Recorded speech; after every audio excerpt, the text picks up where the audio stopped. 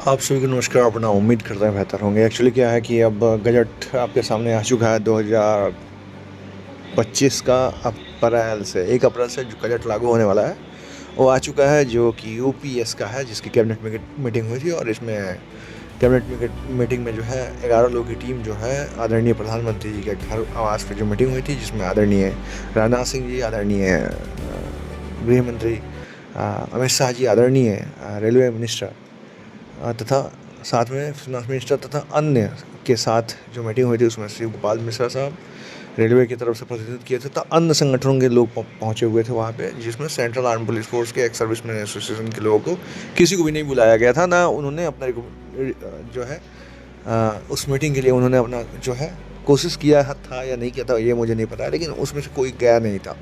बड़ी दुर्भाग्य की बात है, आज ये चीज़ें आप लोगों के पास नोटिफिकेशन आ गया।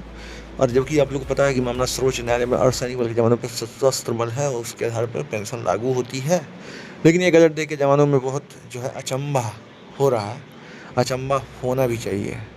जब अपने लिए जब सोए रहेंगे एक बंदा कितना लड़ेगा। मैं जानता हूँ कि मैं लड़ाई लड़ रहा हूँ, वो मेरी सरकार है, अपनी सरकार है। मैं हाई कोर्ट से जीत चुका हूँ, सुप्रीम कोर्ट में मामला फिर भी उस पर आप लोग दंग रह जाइएगा। कितना पेंशन बन रहा है? 9,000, 10,000, 8,800, 13,500, 22,500 ये पेंशन बन रहा है एक अधिकारी गजटेड लेवल का, और वो पूरी ज़िंदगी में नौकरी करेगा। जबकि वहीं आर्मी, एयरफोर्स, नेवी के जो लोग हैं मात्र 17 साल नौकरी कर, 35 साल कांस्टेबल लेवल का जो है एक सिपाही का पेंशन मिल रहा है। उसके बाद स्टेट गवर्नमेंट में उसको छूट मिले। हमें भी कर दो यार, हम तो नहीं चाह रहे हैं कि कोई 60 साल क्यों करेंगे भाई। जीवन एक ही जीवन है, उस जीवन को हम क्यों बर्बाद करेंगे भैया। उसका एक समय लिमिट है। फोर्स में 15-17 साल की नौकरी किया, जीवन में निकल गया, काम खत्म। नया लड़का भी को तो मौका मिलना चाहिए देश के। और तमाम चीज़ अब सामने आ चुकी है। क्या अभी भी आप लोग को सोना है? तो सोना है तो सोते रहिए, कोई फर्क नहीं पड़ता। मैं लड़ते लड़ते मैं थक चुका हूँ। अभी मैं अपने दर्द बयान नहीं कर सकता।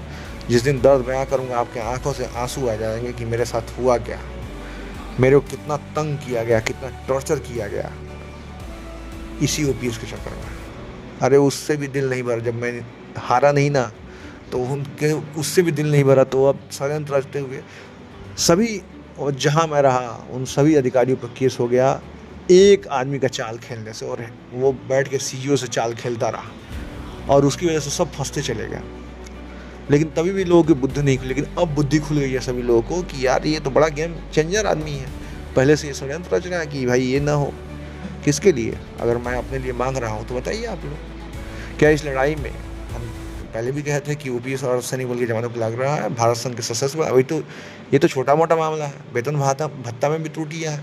अगर भारत संघ का सशस्त्र बल है उसके आधार पर सीएपीएफ को पेंशन तनख्वाह नहीं मिलती है। उनके जो सीसीए कंडक्ट रूल के 76 के तहत जो भी तमाम चीज़ें लागू हो रही है वो तो सीसीएस के आधार पर चली। भारत संघ के सशस्त्र बल के आधार पर उनको कहाँ मिल रहा है? जबकि तमाम ड्यूटियाँ सशस्त्र बल के आधार पे है। वेतन भत्ता में त्रुटियाँ हैं, फैसिलिटी में त्रुटियाँ हैं। तमाम चीज़ें जो एक जो है पुलिस के बराबर फैसिलिटी मिल रही है। दिल्ली पुलिस की फैसिलिटी जो है पैरामिलिट्री फोर्स को मिल रही है, लेकिन ड्यूटी जो है पूरे भारत के कोने कोने पता ही नहीं है साला कि आज यहाँ है कल कहाँ रहेंगे। ये भी नहीं पता है कि कब गोली कहाँ से लग जाएगी। और फैसिलिटी जो दिल्ली में बैठा हुआ लोग है उसकी फैसिलिटी, और जो जम्मू कश्मीर में छत्तीसगढ़ में पहुँचा है उसकी फैसिलिटी जमीन आसमान का तनख्वाह में। उनकी जो दिल्ली वाले हैं तनख्वाह ज़्यादा है, छत्तीसगढ़ वाले की तनख्वाह कम है, और वास्तविक सत्य है। अब रही बात कि ये तमाम चीज़ें क्यों, इसका कारण सबसे बड़ा चीज़ है जागरूकता। संगठित होकर अपनी बात को रखना, एक दूसरे का सम्मान करना, बात को सुनना। और जब तक ये सब नहीं होगा तब तक आप लोग इसी प्रकार से जो है मुख्य दर्शक बने रहेंगे, और आपका हर कोई इस्तेमाल करके चल जाएगा। 100% गारंटी है। लेकिन मैं इस चीज़ को छोड़ने वाला नहीं हूँ।